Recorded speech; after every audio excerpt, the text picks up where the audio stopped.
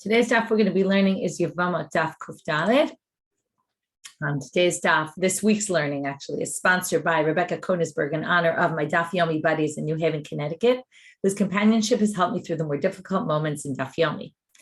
This week's learning is sponsored also by Rachel Recht in loving memory of her father, Shalom Elimelech ben Ephraim Fischel Yoshua and Esther Weinrib, Zichrono Livracha. And today's daf is sponsored in honor of our father and grandfather, Mark Goldstein. Happy Father's Day from your children and grandchildren. Happy Father's Day to everybody. And in light of that, the difficult moments of Yevamot, I will just tell everybody for a little bit of a pep talk, which is I know Yevamot is not the easiest Masechet. First of all, luckily we have some of these dapim, which are a little bit lighter, a little bit more typical. What I want to just tell you, for those of you who haven't been through Gemara yet, the next Masechtot are not at all like this. So this was kind of unique. It's really the only Masechet that really has this style and this complicated theoretical out there nature. And once we're finished with this Masechet, we're on to Masechtot of a very different type. So that might be also encouraged. Okay, and for those of you who love Yevamot, sorry that we're leaving it, because I know there are those among you who love Yevamot, so that's also nice to know.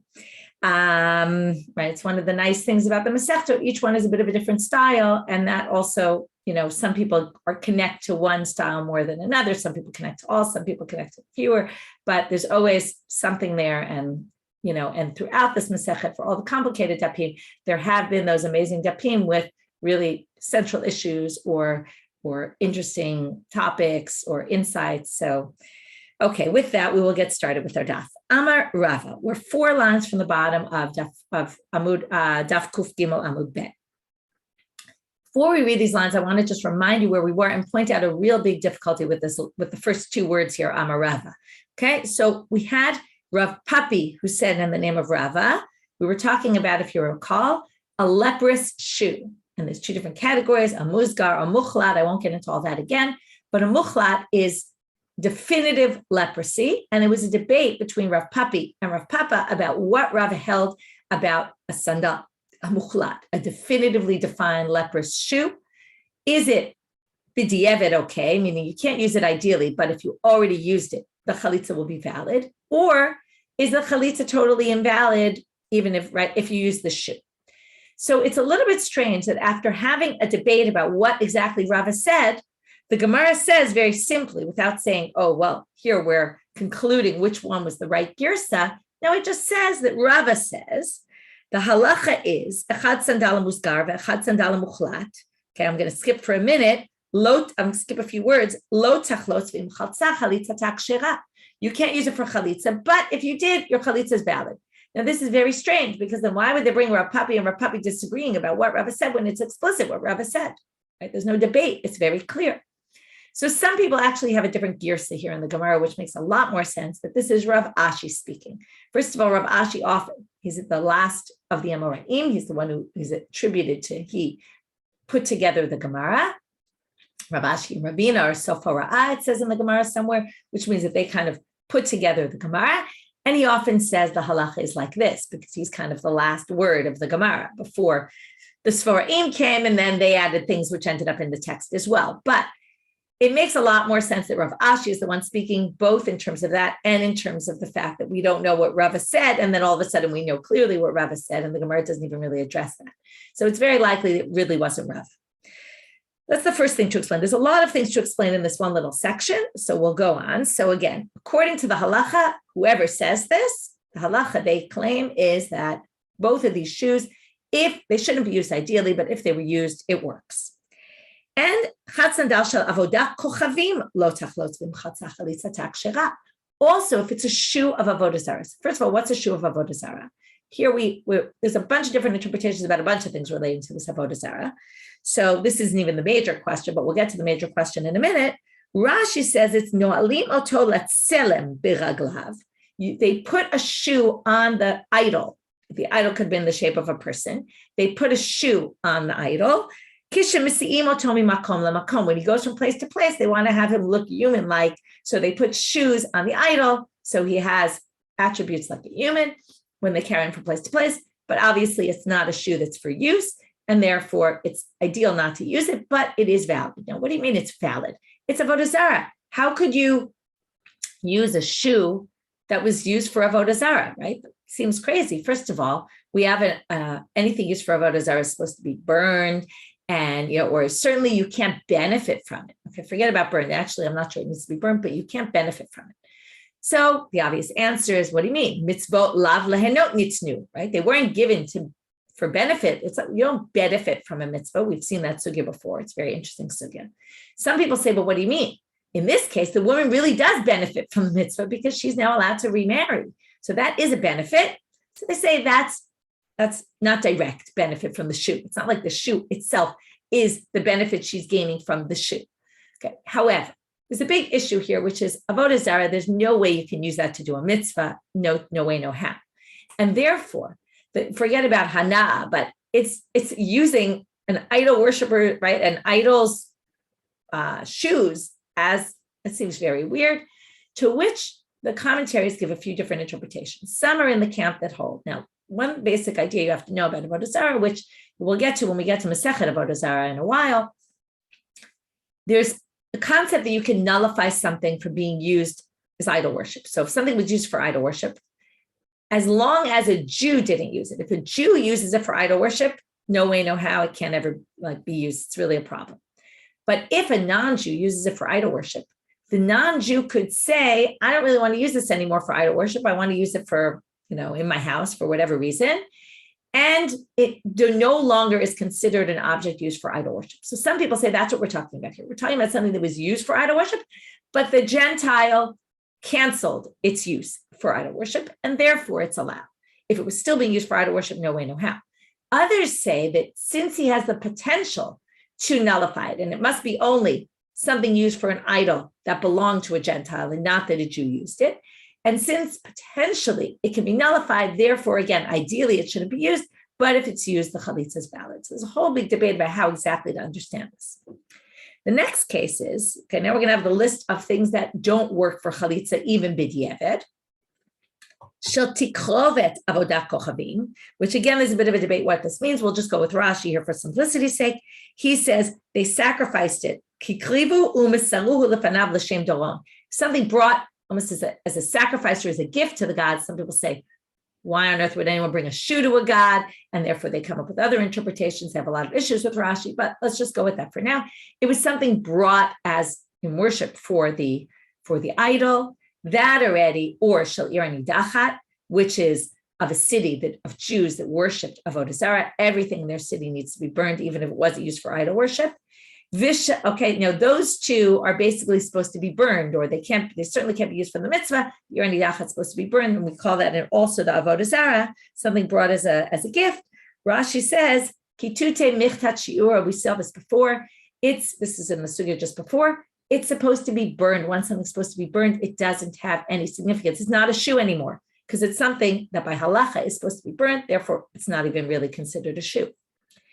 The next one is very interesting, and it's not really clear what they mean, although in the Gemara, in another minute, it might become a little bit more clear. If it's a shoe of an elder that was meant for his respect. Okay, we'll see in a minute what this means. So all those three things we just said, lo tachlotz, you can't use for chalitza. Ve'im chaltzan, if she used it, chalitza tapsula, or chalitza doesn't work. So what's this zaken asur l'chvado? Rashi tells us, based on what we're going to see in one more line in the Gemara, Rashi says, we're not going to actually see this explicitly, we'll see in a minute why he gets there, this litachrichei mita. What we mean are shrouds, shoes that were designated for use when a person is going to die. So we have an elderly person who already prepared the shoes for his burial shrouds, and that shoe can't be used for chalitza. Why is this? Ho'il v'lav lihilucha avid, lav na'alhu, because it's not a shoe that was ever meant for walking in. Therefore, it's not a shoe at all. Now, where does Rashi get this from? From the Gemara in another minute, okay? The Gemara doesn't mention burial shrouds, but the Gemara does mention, it becomes clear from the Gemara, the issue for this elderly person is that he doesn't plan to walk in the shoe. Okay, now, what I see you're asking whether the shrouds are fabric, not leather, right? It's a good question, what kind of shoe this was, and I don't know what kind of shoes they used for burial shrouds. we'll see that it's possible. Okay, the only thing the Gemara is clear about is that they're not shoes meant for walking. It's interesting that Rashi goes to the direction of burial shrouds. Other people think it's, let's say, okay, in those days, I don't know if they have wheelchairs exactly, but they had something like a wheelchair, right, where an elderly person might not be able to walk anymore, and therefore their shoes might not have been meant for walking. The beauty of the burial shrouds answer is that just because you have shoes for an elderly person who they're not meant for walking, doesn't mean someone else can't walk in them, unless you say that because they weren't meant for walking, like let's say a baby's shoes, right? Baby's shoes, when they don't walk, are very different, and they're much more, they're a different material. They don't really have a sole in them, right? But then again, if that's what you say this is, if an elderly person isn't planning to walk in them and they make just more like a softer shoe, again, it wouldn't be a good chalitza shoe. This is why there's a little bit of lack of clarity what this is. Okay, so now, right, sometimes we have to live with a little bit of lack of clarity. Again, you could see why Rashi was motivated to say burial shrouds, because, again, shrouds might refer more to clothing, but it's here a shoe. So, Amar le Ravina le Rav Ashi. Mishna zaken asur l'chvodo, delav lehilu cha'avid. Here we have it, that they're not meant for walking. And that's where Rashi got his definition from. In other words, the criteria for what this would be. The Gemara, Ravina asked Rav Ashi, why, if it's a zaken asur l'chvodo, the reason these shoes are invalid is because they weren't meant for shoes for walking. Well, you might have already thought about this question. De beidina, the shoes in the Beit Din, the chalitza shoes that are normally used, okay, we all know, we've seen pictures now. If you haven't found them, you should go find them online. Chalitza shoe that's used, does anybody walk in that shoe? No, it's made specifically, not only in our day, but even in the days of the Gemara, they had a special chalitza shoe in the court that was used. They had all the criteria that we've been discussing, and nobody walks in them. So the Gemara says, I don't get it. If this shoe for the elderly person was not meant for walking, also, and because of that, it's totally invalid. The Beidina, the one of the Beit Din, Nami Lav Lehilu Cha'avid, also is not meant for walking. How could it possibly be valid? Now we have a huge problem with the chalitza shoe in the court. To which they answer a very interesting question. You tell me whether you think this is believable. Amar le, ilu maske be'shlucha beidina mi kapir ale dayana, or mi kapir ale beidina. Okay, whether it's the court or the judges. But the main thing they say is like this. If the shaliach Beit Din, the court had messengers that they sent out to bring people to court, all sorts of things. If one of those people, let's say, ended up their shoe tore, right? This happens all the time with people who wear flip-flops, right? All of a sudden your flip-flop breaks, you buy those cheap $2 flip-flops and they break and you're stuck, you're somewhere, you can't walk. So let's say he's in the court and his shoe breaks and he needs a shoe. Would they not give him the chalitza shoe to go walk? Can you tell me, you think they're going to use that expensive chalitza shoe that's special and designated just for this purpose? They're going to give it to him? I'm not so sure. Nowadays, for sure, no one would ever give that chalitza shoe to anybody to wear on the street. But maybe in those days, it was more likely that someone would break their shoe because maybe their shoes weren't made as well as ours are, and maybe they really would. So anyway, they say since theoretically you could give that shoe to be worn, whereas a burial shroud shoe you would never wear, or whatever this elderly person's shoe is that we have, seems clear to them, no one would ever wear it. First of all, you can imagine, no one's going, if it's a burial shroud, just for the purposes of, I forget about how the shoe is made, and maybe it's not meant for walking, but let's say it is meant for walking, it is made in a way that it could be used for walking. You're not going to put on someone's shoe that's designated for their burial shrouds. It's too superstitious, right? People say, I'm not going to wear a dead person's shoe. So that will never be used, whereas this would possibly be used. Anyway, interesting to think about. Would anyone ever really use this? Okay, next. New Mishna. Chalza balayla, chalitzata kshera. The Rabbi Elazar, it should be Elazar, not Eliezer, posel. We're going to have two machlokot here, and it's going to be interesting that Rabbi Elazar, in one is more strict, and in the other is more lenient. Okay, so if you did chalitza at night, in general, the courts don't meet at night. Remember, the chalitza has to be done in front of a court, although we're going to see there's a debate about this. So if you do chalitza at night, now it's true the courts don't work at night, although they do sometimes work at night. When it comes to dine mamonot, if there's a financial disagreement and they started ruling during the day, they started judging the person during the day, and they needed to continue through to the night, they were allowed to continue, whereas other things you're not allowed to do at night. So the question is, chalitza, are you allowed to do it at night? So they say, well, the diavad, if you did it at night, chalitza takshera would be okay. But Rabbi Elazar posel. But Rabbi Elazar says, no way, no how. You can't do chalitza at night. This small, if you do it with your left foot, where she takes the shoe off his left foot, chalitza tapsula. Here, Tanakam is more strict and says it's disqualified. The Rabbi Elazar machshir, he's specifically more lenient and says it's okay. So the Gemara starts off with the first machloket. Why is there this issue at night, and what's the root of the debate? And then we'll get to the root of the debate about the left shoe. Let us suggest that this is the machloket. Always when they say let us suggest, they're going to reject it.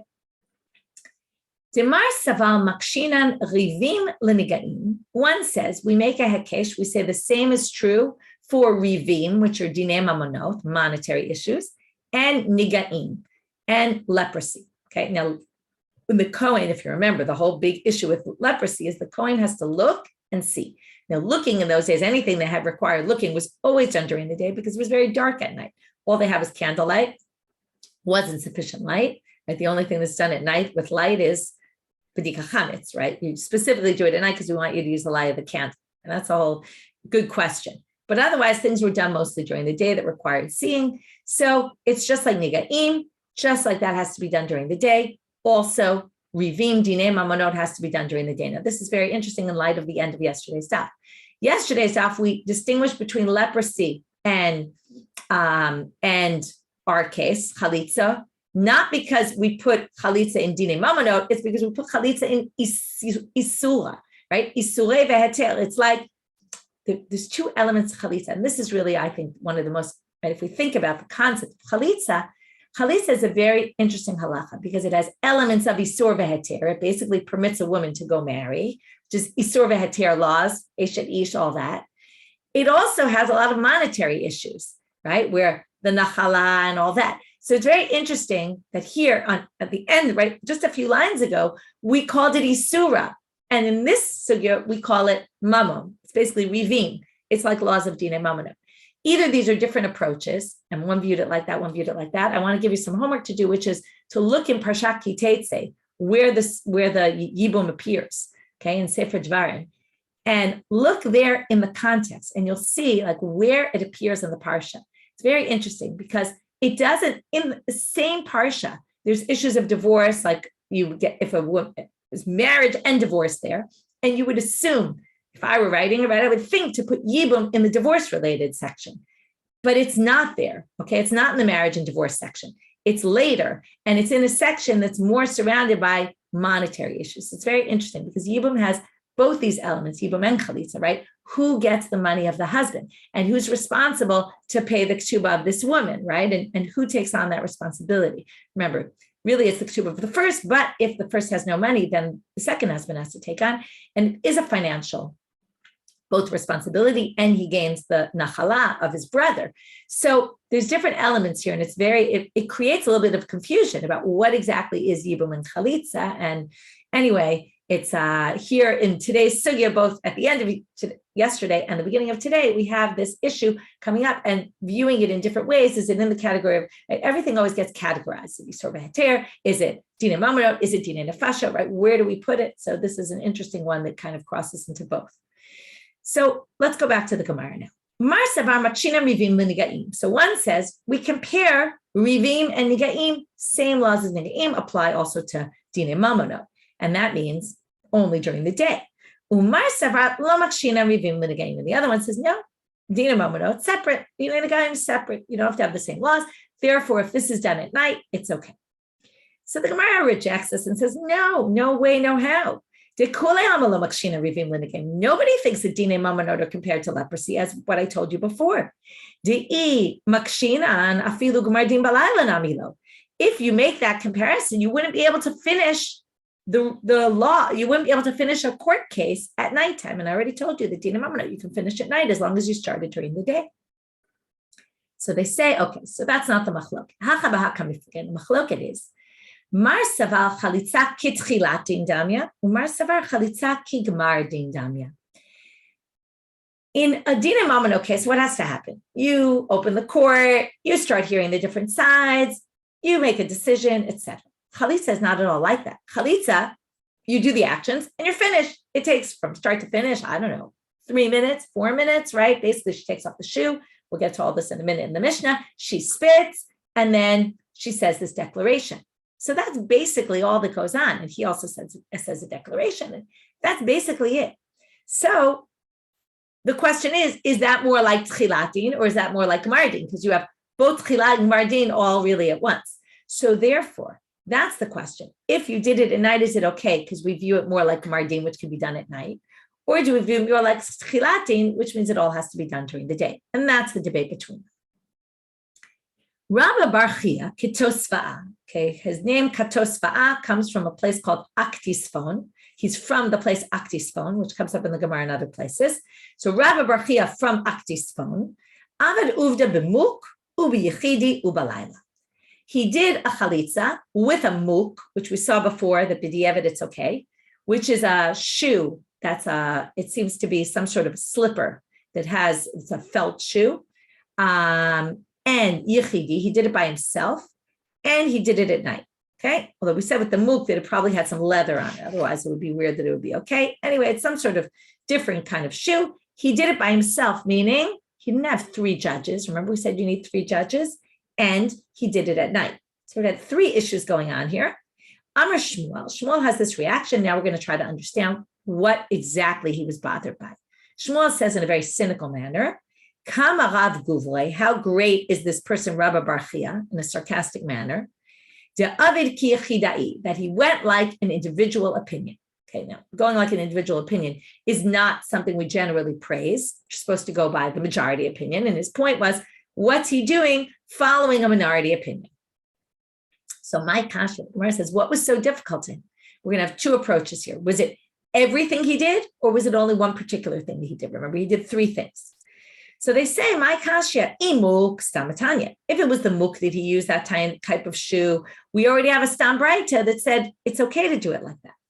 Ilaila stamatanya. If it was night, we already had Tanakam in our Mishna said it's okay if you do it at night, right? It's not ideal, but if you do it at night, it works. Ela yechidi kakashale. It seems to be the individual opinion, and here we're going to show why. And now we're going to quote the Mishnah that's coming up on Amud Bet of today's daf. So we're going to read it twice today. As it says in the following Mishnah, Ditnan chalitza b'shnayim o b'shlosha. Remember, I told you when we had this, there was a machloket 3 or 5 judges. Remember, 5 to pursue my milta, so everyone would hear about it.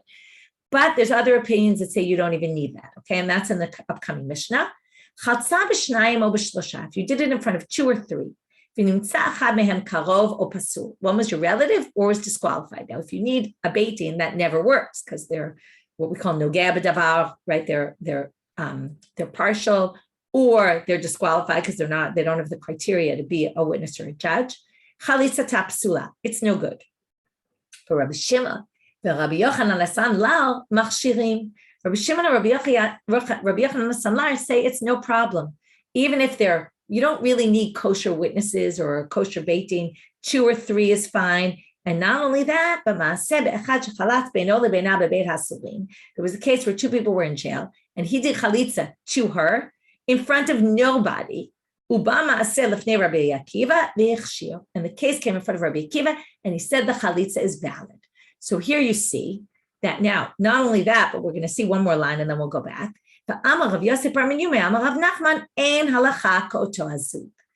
And specifically, Rabbi Yosef Bar Yumi said in the name of Rav Nachman, we don't paskin like that couple. Rabbi Yochanan Sanlar and Rabbi Shimon who said it works. So now we basically end up with, this is a minority opinion that we don't hold by. And Shmuel is upset with this Rabba bar Chiya Kitosva'a, who basically held by this individual opinion. It's actually 2 people's opinion, but that's still considered an individual opinion because the majority goes against them. And there was specifically paskined against them that you can't do it in front of nobody or in front of one person. Okay, I like your comments in the chat about the sanlar, the Rabbi Yochanan sanlar, right? And right, you're right that it's Rabbi Akiva also could be the minority opinion. Okay, that he said it was okay. You could say Rabbi Akiva allowed it only in these extenuating circumstances also, but in any case, it seems it's an individual opinion. We don't hold this way, and therefore Shmuel was upset at this person who did it. But there's a second version, which is Ibait Ema Kulu Nami Yechidae Katanelu.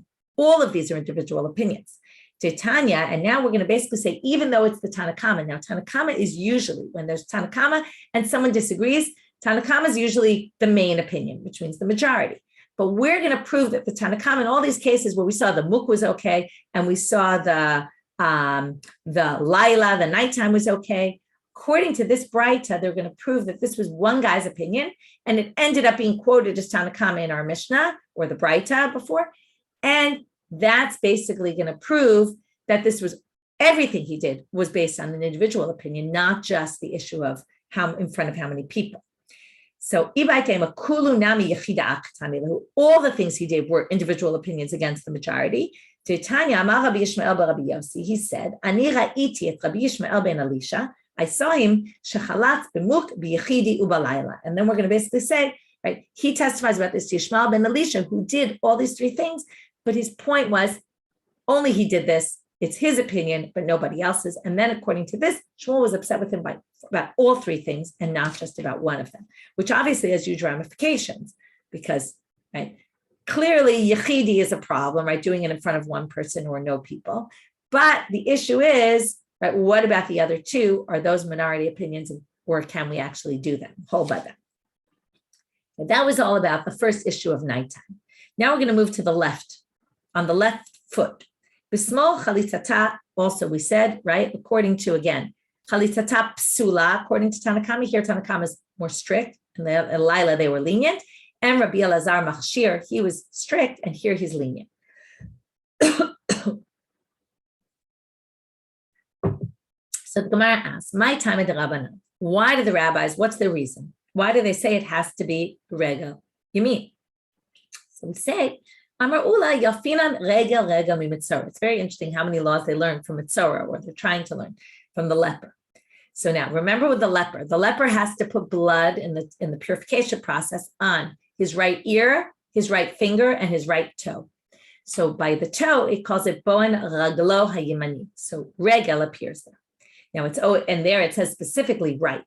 So they say yafinan regel mi mitzora mala halan yamin afkan yibum. So it has to be right. Rabbi Elazar, why doesn't he learn this? So we're gonna say, right, he obviously doesn't learn regel. So Rabbi Elazar, lo yalef regel mi mitzora. Wait a minute, you can't possibly say Rabbi Elazar is the one who disqualifies. If he who says it's okay. Remember, he was lenient here. Who says it's okay? Must be because it doesn't have that gzera shava, right? Gzera shava is the same two words pure. We're going to learn from one to the other, but you can't say that because v'atanya Rabbi Elazar omer. We're now on a different topic, the piercing of the ear of an Eved Ivri, a Jewish slave who wants to stay after the 6 years are over. He's supposed to go free. He wants to stay. They pierce his ear. Which ear? His right ear. Where do we learn that from? Rabbi Elazar learns it from the Mitzorah, right? Nemar kan ozen, v'nemar lahalan ozen, ma lahalan yamin, af kan yamin. And Rabbi Elazar himself says it. What, he's going to learn ozen zerushav? He's not going to learn regel. Seems very strange. So, two answers. Flip the opinions in the Mishna. Really, Rabbi Elazar is lenient in both cases, and Tanakama is strict. Sorry, Rabbi Elazar is strict in both cases, and Tanakama is lenient in both cases. And then we actually have more consistency in the Mishna. It makes a lot of sense. The problem is we don't like to change things. If they appear this way, we assume they're correct.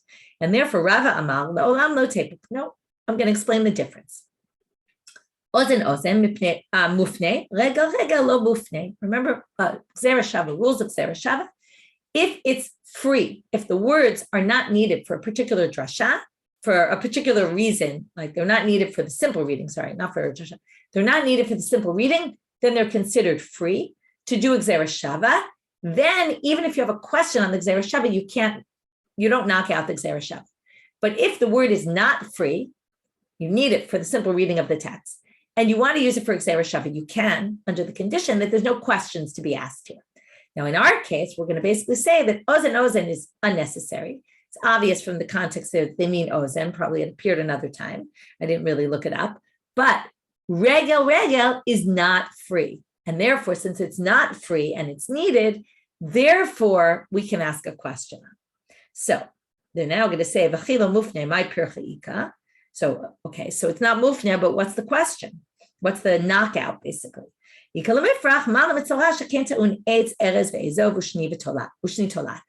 a whole process you have to go through for the purification of the mitzorah, and there's all sorts of items that you need. I'm not going to get into what they all are, but because of that, we can say that there maybe it's stricter and you need regal yamin, whereas you wouldn't necessarily need regal yamin when it comes to chalitza. You don't have all those strict criteria. Now we're going to get to the chalitza itself in the Mishna, the next Mishna. Which parts are critical of the ceremony, which parts aren't? There's basically three parts of the ceremony. There's the chalitza part, where she takes off the shoe. There's the rikika, where she spits on him or spits in front of him. And then there's the kriya. She says a text. Okay, there's a word she's supposed to say during the ceremony. We'll get to it exactly what she says later. I want to do, I can mention now, but I'd rather just spend our time on the Gemara itself. So the Mishna says, chalitza verakika v'lo kara. We're going to have all the permutations. She did chalitza. She did the spitting. She took off the shoe. She spit, but lo kara. But she didn't say the text. Chalitza tak shera. Everybody agrees the text is not critical. The actions are more important. This, by the way, follows a lot of things in Judaism. The actions are more important than words, even though words are very important as well. But actions, we need actions. What if she read and she spit, but she didn't do the chalitza? You obviously know, right? The chalitza is super critical. Chalitza tapsula. That doesn't work either.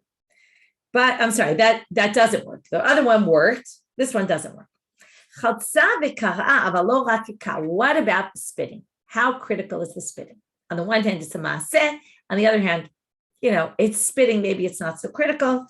Rabbi Eliezer omer chalitza tapsula. He says you need the spitting. It's critical. Rabbi Akiva omer chalitza tak shera. He says your chalitza works even if you didn't do spit, as long as you took the shoe off. Turning now to Amud Bet, we now have a conversation between them. Amar lo Rabbi Eliezer, kacha yaseh. One of the things they say is, right, she says at the end, this is what they do to the man who doesn't do this. Now, yaseh, it's talking about actions. From there, we can infer all that ma'asim are essential.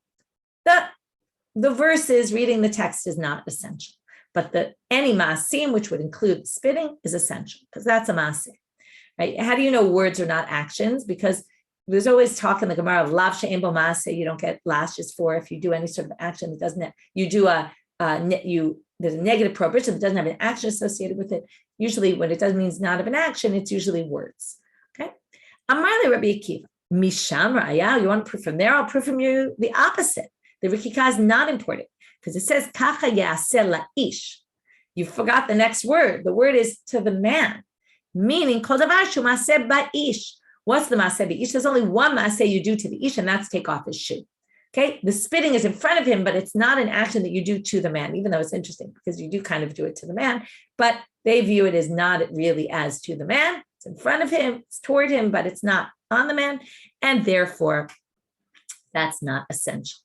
Okay, the Mishna now moves to some other topics, and then we'll go back to the Gemara and get back to this issue. Hacheresh shenechlatz v'chereshet shechalza v'choletzet lekatan chalitzata psula. A man who is deaf, who's nechlat. Now, this is just interesting in and of itself. I'm not going to spend time on this, but I just pointed out. In general, when we talk about the man, if you remember, okay, maybe once I'll say it, you'll remember these words we've seen many times, ha-choletz li yevimto, as if he does the chalitza. Now, it's weird because she does the chalitza, right? The chalitza is the taking off the shoe. This Mishna is worded as ha-cheresh shenechlat. The chalitza was done to him. So why specifically here are we saying it was done to him rather than he does, even though he doesn't really do, but yet all over they've been saying he does, even though he doesn't. So, which is just interesting in and of itself to point notice, okay?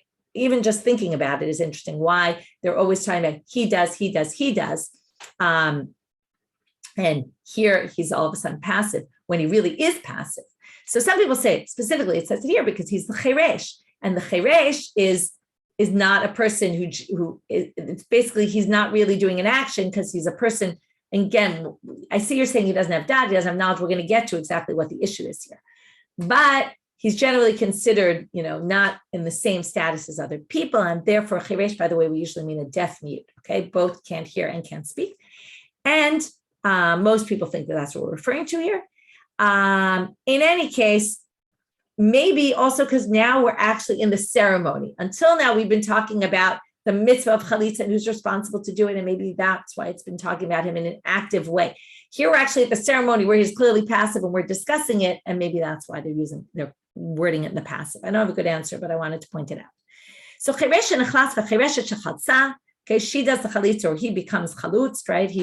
So choletzet lekatan, if she does chalitza to a minor, chalitza psula, it doesn't work.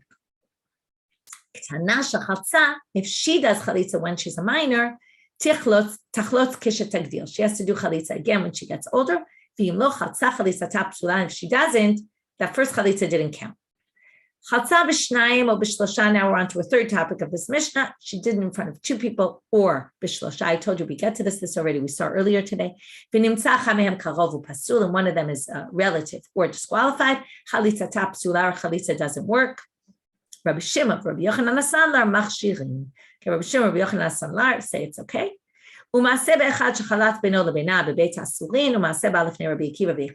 what we saw before. Somebody did it in the jail, one woman to a man, nobody saw, and yet it was valid according to Rabbi Akiva. I see you're asking why Tana would have to do chalitza. So she would, because remember, she could be betrothed, she could even be married at that age. Okay, but right, and even from betrothal, if her husband dies and there's no children, right, it's more likely if they were married as a young, right, and she's Tana, she wouldn't yet have children. We saw that whole thing. Women didn't generally have children under the age of 12.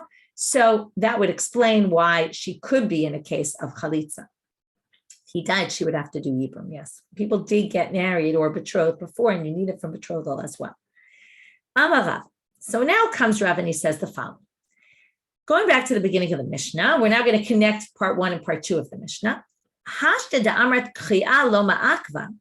Since you said the kriya, the recitation part, is not important or not essential, if you have someone who's a mute, who can't speak, either he or her, their chalitza should work, because, right, if you can't speak and the speaking part is not essential, it seems like you should be able to do it. So to which they say, but that seems to contradict the Mishnah. They're quoting the whole thing, even though they really mean the cheresh and the chereshet. Chalitza psula, my time. Or what's the reason? Now, not like what you suggested, Gita, because they don't have dad, but because lav mishum de lav b'nei kriyaninu. Is it not because they can't speak? In other words, they assumed, why is the deaf mute not allowed to do chalitza? Because they can't speak. But our Mishnah seems to say speaking is not critical. And Rava says it seems like the elaim, someone who just can't speak but can hear, can do chalitza. So it seems to not really work out. To which they say, iha, right? So ihachi elaim v'elaim et nami. If it has to do with the fact whether they can speak or not, then an elaim and an elamet shouldn't be allowed to do chalitza. So how did Rava say they could? So I skipped a line. Then they say, lo mishum de la b'nei de'aninu. Okay, so they say, no, it's not because they can't read.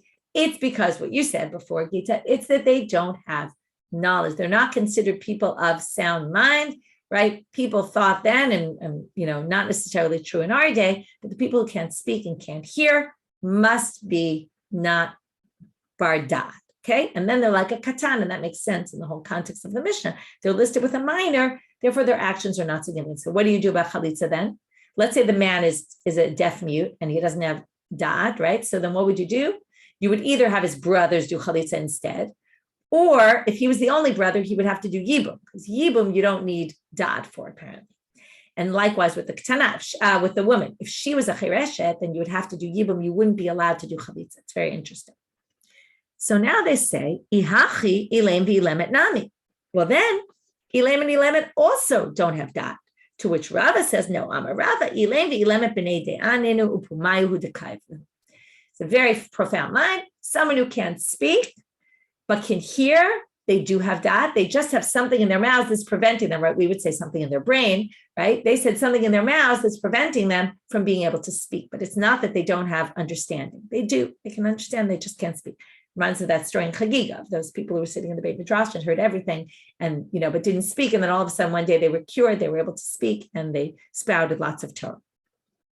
So according to this version of the text, we distinguish between a cheresh and a chereshet, who basically don't have knowledge, according to the halacha here, versus a person who is a mute but not deaf, okay? And they're in a different category. Obviously, this all needs to be reconsidered nowadays, and depends on, right, different situations, how you would consider a person. But in those days, that's how they view people. So now they say, wait a minute, though, we have a problem with this. It all sounds very well and good that, okay, the reason is they're not bardad, and that's why the elaim is different from the cheresh.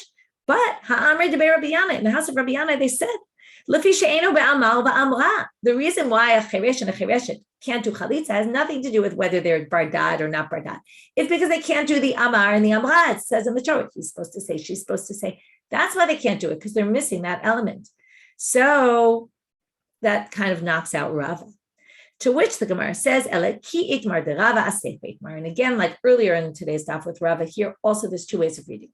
Some people say we're now going to suggest a totally alternative reading of Rava, because that first one doesn't make any sense with what Rabbi Yanai brought. Other people say that no, Rava said what he said. Maybe Rabbi Yanai disagreed with it, but we're now going to bring somebody else that said in the name of Rav Ada, not Rava, and this is somebody else speaking, and it's not that Rava actually said the opposite of what we thought he said. He sticks with his opinion. There's another opinion. Again, the content is the same. It's just a matter of, did Rava change his mind, or did we misquote Rava and now we're quoting him properly, or really maybe Rava said what he said despite the difficulty. So what he said was on this. So far, that's the same. Now, according to this, he said you have to do Chiya. We're going to have to understand what this means soon, because the Mishna said you don't have to. But we'll see this. Since the Chiya is essential, the recitation is essential, even someone who's just a mute, they can hear, but they're mute, their chalitza is no good. And so now how do we understand our Mishnah? Because the Mishnah said Chiya is not ma'akev, right? Ma'akev. You don't have to. It's not essential. Well, that's ki Rabbi Zera de Amar Rabbi Zera kol ha'ra'oi lebila ein bila ma'akevet bo. Kol she'ein ra'oi lebila bila ma'akevet bo. This is a very famous halacha. We've seen it a number of times. If something, it comes from the solim in chabalu laba shemen. When you have the mincha, it has to be mixed with oil. If you put it in a bowl that's too small, or you have too much, actually, it's really putting too much at once. You can only put a certain measurement, because if you put too much, it can't be mixed. That means, and what they learn from there is, if you put the right amount, that could theoretically be mixed, even though you didn't mix it, it's still valid. It doesn't have to be mixed. It just has to potentially be allowed to be mixed. So now what they're going to say is like this. This works, by the way, for the mikvah. A woman who goes to the mikvah puts earplugs in her ear, or cotton balls, right? They generally say put cotton balls in your ear if your ears can't get wet. Why? Because if you stayed in the mikvah long enough, the water would seep through the cotton balls, and therefore it's not a chalitza. If you put something that totally firmly blocks the water and water would never be able to get in there, then it's considered a chalitza. It's blocking the water from getting in. So even though you go in the mikvah and the water doesn't actually get into your ears, because theoretically, if you would stay underwater long enough, the water would get to your ears, it would work. So likewise here. The Elaim and Chereshet can't do chalitza because they can never speak. They're not ra'oi lebila, okay? In the words of the Gemara. They're not ra'oi to speak. Since they can't speak, therefore, they're disqualified. But anyone who can speak, even if they don't do the recitation, because they could have theoretically done the recitation, they're allowed to do, their chalitza is valid. Okay, that's how they understand. Now we're going to end with this last halacha. They sent to the father of Shmuel the following halacha. Yevama sherekaka tachlotz. If a yevama spits at one of the brothers, she doesn't do chalitza. She just spits in front of one of the brothers. Tachlotz. From that point on, she must do chalitza. She can't do yibum. This we've seen many times. Once you do chalitza or do something that's like chalitza or something like that, she can no longer marry any of the other brothers, because asher lo yivneh, right? Since he didn't do yibum with her, right? He rejected her someone, and the fact that she did chalitza, it's interesting because again, she's the one who initiates, but it's like he rejected her. Therefore, she can no longer marry one of the brothers, even though she didn't finish her chalitza ceremony. She's not allowed to marry anybody else, but she's disqualified. Michlav, so the Gemara says, from here you can infer right? That she's disqualified now from the brothers. So Mane, according to who does this go? Elema Rabbi Akiva now. Rabbi Akiva said Rekika is not essential. So it can't be Rabbi Akiva because he didn't even think Rekika was an essential part of the mitzvah. Right? Even though in the regular, if she were doing actually chalitza, right, you wouldn't even need this. Now, it's like, you could say it's like the imurim. Now, how did the imurim work? Imurim are the parts of the korban. We're now going to compare these to a bunch of other things. Imurim are the parts of the korban that get burnt on the altar. The main parts of the sacrifice, you do shchita, you slaughter it, you collect the blood, that's kabbalah, you do holacha, you walk the blood to the altar, and then you do zrika, you sprinkle the blood on the altar.